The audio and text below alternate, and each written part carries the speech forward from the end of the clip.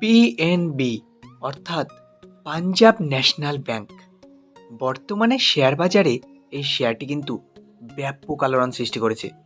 মাত্র কয়েক মাসেই শেয়ারটি কিন্তু প্রায় 100% রিটার্ন দিয়েছে। গত মার্চ মাসে শেয়ারটি যখন 40 টাকার কাছাকাছি ট্রেড করছিল, আমি কিন্তু বারবার বলেছি শেয়ারটি এখন নেওয়ার জন্য সুবর্ণ সুযোগ।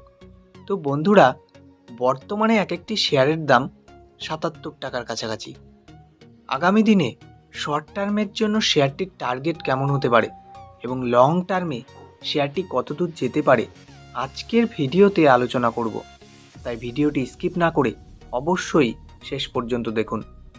ভিডিওটি শুরু করার আগে ছোট্ট একটি রিকোয়েস্ট, আমাদের চ্যানেল থেকে শেয়ার বাজারের নিয়মিত আপডেট খবর পেতে এবং শেয়ার বাজার সম্পর্কে নতুন নতুন তথ্য জানতে অবশ্যই আমাদের চ্যানেলটিকে সাবস্ক্রাইব করুন এবং ভিডিওটি ভালো লাগলে লাইক এবং শেয়ার করুন। তো চলুন বন্ধুরা, শুরু করা যাক ভিডিওটি।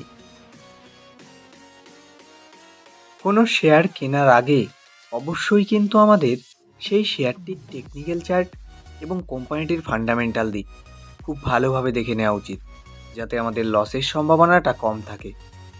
যদি আমরা শেয়ারটির অ্যাডভান্স চার্ট দেখি, 75 টাকা 10 পয়সার কাছাকাছি শেয়ারটির কিন্তু দারুণ একটি সাপোর্টিং লাইন রয়েছে। এখান থেকে শেয়ারটি বাউন্স ব্যাক দিলে খুব কম টাইমের মধ্যেই 80 টাকা 15 পয়সার কাছাকাছি পৌঁছে যেতে পারে এবং এই রেজিস্ট্যান্সটি ভাঙলে শেয়ারটি কিন্তু 83 টাকা 30 পয়সার কাছাকাছি খুব কম টাইমের মধ্যেই পৌঁছে যেতে পারে এবং এই রেজিস্ট্যান্সটি ভাঙলে শেয়ারটি কিন্তু আবার লম্বা র্যালি দেখাতে পারে। এটি কিন্তু ভারতের প্রথম স্বদেশী ব্যাংক হিসেবে পরিচিত। পিএনবি অর্থাৎ Punjab national bank is a banking and financial service bank owned by the government of India. তো বন্ধুরা, এই ব্যাংকটি কিন্তু ভারতের প্রথম স্বদেশী ব্যাংক হিসেবে পরিচিত এবং পাশাপাশি যদি আমরা দেখি, এটি ভারতের তৃতীয় বৃহত্তম পিএসইউ অর্থাৎ পাবলিক সেক্টর আন্ডারটেকিং। তো বন্ধুরা, এই ব্যাংকটির কিন্তু বেশ ভালো খ্যাতি রয়েছে। আগামী দিনে কিন্তু এই ব্যাংকটি ভালো জায়গায় যেতে পারে। যদি আমরা ব্যাংকটির মার্কেট ক্যাপিটাল দেখি, 85,445 কোটি টাকা, যেখানে এক একটি শেয়ারের বর্তমান দাম 77 টাকার কাছাকাছি। 52 উইক্সে এক একটি শেয়ারের সর্বোচ্চ দাম 83 টাকা 50 পয়সা, যেখানে সর্বনিম্ন দাম 44 টাকা 40 পয়সা। স্টক পি রয়েছে 14 পয়েন্ট। যদি আমরা শেয়ারটির বুক ভ্যালু দেখি, 93 টাকা 40 পয়সা। তো বন্ধুরা, শেয়ারটির বুক ভ্যালু কিন্তু কারেন্ট প্রাইসের থেকে অনেকটাই বেশি রয়েছে। তো শেয়ারটি কিনে কিন্তু আমরা লাভই করব। কোম্পানিটি কিন্তু বর্তমানে 0.84% ডিভিডেন্ড দিচ্ছে। তো কোম্পানিটি কিন্তু প্রফিটেই রয়েছে। আরওসি অর্থাৎ রিটার্ন অন ক্যাপিটাল এমপ্লয়েড 4.10%, যেখানে আরওই অর্থাৎ রিটার্ন অন ইকুইটি 3.34%। যদি আমরা শেয়ারটির ফেস ভ্যালু দেখি 2 টাকা, অর্থাৎ বন্ধুরা, এই শেয়ারটি কিন্তু ফিউচারে স্প্লিট হয়ে দুটি ভাগে ভাগ হতে পারে। ডিসেম্বর 2021 অনুযায়ী কোম্পানির রেভিনিউ 19,579 কোটি টাকা, যেখানে জুন 2022 অনুযায়ী 19,144 কোটি টাকা এবং সেপ্টেম্বর 2022 অনুযায়ী 20,588 কোটি টাকা, যেখানে মার্চ 2023 অনুযায়ী 24,305 কোটি টাকা এবং জুন 2023 অনুযায়ী 25,673 কোটি টাকা এবং সেপ্টেম্বর 2023 অনুযায়ী 26,858 কোটি টাকা। তো বন্ধুরা, প্রতি কোয়ার্টারে কোম্পানির রেভিনিউ কিন্তু বেড়েই চলেছে। এটি কিন্তু কোম্পানিটির জন্য পজিটিভ। ডিসেম্বর 2021 অনুযায়ী কোম্পানির নেট প্রফিট 1,249 কোটি টাকা, যেখানে মার্চ 2023 অনুযায়ী 1,876 কোটি টাকা এবং জুন 2023 অনুযায়ী 1,363 কোটি টাকা, যেখানে সেপ্টেম্বর 2023 অনুযায়ী 1,990 কোটি টাকা। লক্ষ্য করে দেখুন, কোম্পানিটি কিন্তু বিগত কয়েকটি কোয়ার্টারে একদম লস করেনি, বরং প্রত্যেক কোয়ার্টারে কিন্তু তাদের প্রফিট বাড়িয়ে চলেছে। এটি কিন্তু কোম্পানিটির জন্য পজিটিভ পয়েন্ট। এবং পাশাপাশি যদি আমরা ইপিএস লক্ষ্য করি, তাহলে কিন্তু দেখব দিনের পর দিন তাদের ইপিএস কিন্তু বেড়েই চলেছে। মার্চ 2017 অনুযায়ী কোম্পানির ইয়ারলি রেভিনিউ 48,058 কোটি টাকা, যেখানে মার্চ 2019 অনুযায়ী 52,147 কোটি টাকা এবং মার্চ 2021 অনুযায়ী 81,935 কোটি টাকা, যেখানে মার্চ 2022 অনুযায়ী 76,242 কোটি টাকা এবং মার্চ 2023 অনুযায়ী 86,845 কোটি টাকা। তো বন্ধুরা, প্রতি বছর কোম্পানির রেভিনিউ কিন্তু ব্যাপকভাবে বাড়ছে।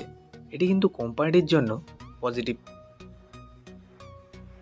যদি আমরা কোম্পানিটির ইয়ারলি নেট প্রফিট দেখি, মার্চ 2018 দিকে লক্ষ্য করে দেখুন, সে বছর কিন্তু কোম্পানির ব্যাপক লস হয়েছিল 12,111 কোটি টাকা, সেখানে মার্চ 2019-এ 9,550 কোটি টাকা, যেখানে মার্চ 2022-এ কোম্পানির প্রফিট হয় 3,908 কোটি টাকা, যেখানে মার্চ 2023-এ 3,359 কোটি টাকা প্রফিট করে।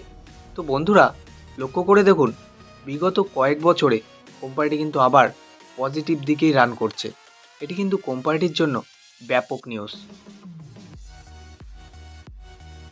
যদি আমরা কোম্পানিটির কম্পাউন্ডেড সেলস গ্রোথ দেখি, 10 বছরে 7%, যেখানে 5 বছরে 12% এবং 3 বছরে 17%। যদি আমরা কম্পাউন্ডেড প্রফিট গ্রোথ দেখি, 10 বছরে -4%, যেখানে 5 বছরে 18% এবং 3 বছরে 97%। লক্ষ্য করে দেখুন, বিগত 3 বছরে কোম্পানিটি কিন্তু তাদের সেলস গ্রোথ এবং প্রফিট গ্রোথ ব্যাপকভাবে বাড়িয়েছে। মার্চ 2018 অনুযায়ী কোম্পানির রিজার্ভ 40,965 কোটি টাকা, যেখানে মার্চ 2019 অনুযায়ী 45,164 কোটি টাকা এবং মার্চ 2020 অনুযায়ী 62,529 কোটি টাকা, যেখানে মার্চ 2021 অনুযায়ী 90,439 কোটি টাকা, যেখানে মার্চ 2022 অনুযায়ী 95,380 কোটি টাকা এবং মার্চ 2023 অনুযায়ী 1,678 কোটি টাকা। পাশাপাশি যদি আমরা বরোয়িংস দেখি, মার্চ 2018 অনুযায়ী 7,13,769 কোটি টাকা, যেখানে মার্চ 2020 অনুযায়ী 7,72,767 কোটি টাকা এবং মার্চ 2022 অনুযায়ী 12,13,606 কোটি টাকা, এখানে মার্চ 2023 অনুযায়ী 13,60,496 কোটি টাকা। তো বন্ধুরা, রিজার্ভ কিন্তু বেড়েই চলেছে, পাশাপাশি বরোয়িংও বাড়ছে। তো বরোয়িং বাড়ছে, এটি দেখে হয়তো ভয় পেতে পারেন, কিন্তু একটা কথা বলে রাখি, এটি যেহেতু ফিনান্সিয়াল সেক্টরের মধ্যে পড়ে, তাই এ ধরনের কোম্পানির কিন্তু বরোয়িং একটু বেশি থাকবে, এটাই স্বাভাবিক, তাই ঘাবড়ানোর অতটা কারণ নেই। চলুন দেখা যাক কোম্পানিটির শেয়ার হোল্ডিং প্যাটার্ন।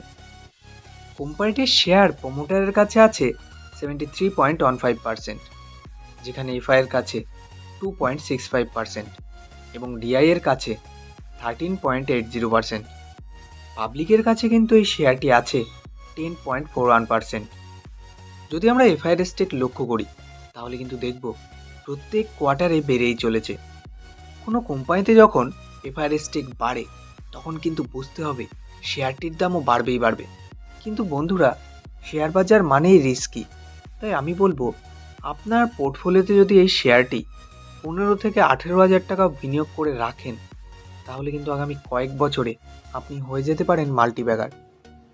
ভিডিওটি ভালো লাগলে অবশ্যই লাইক এবং শেয়ার করুন এবং আমাদের চ্যানেলের সঙ্গে জুড়ে থাকতে, শেয়ার বাজার নিয়ে নিয়মিত আপডেট খবর পেতে এবং শেয়ার বাজার সম্পর্কে নতুন নতুন তথ্য জানতে, শেয়ার বাজার শিখতে অবশ্যই আমাদের চ্যানেলটিকে সাবস্ক্রাইব করুন। সুস্থ থাকুন, ভালো থাকুন। দেখা হচ্ছে পরবর্তী ভিডিওতে।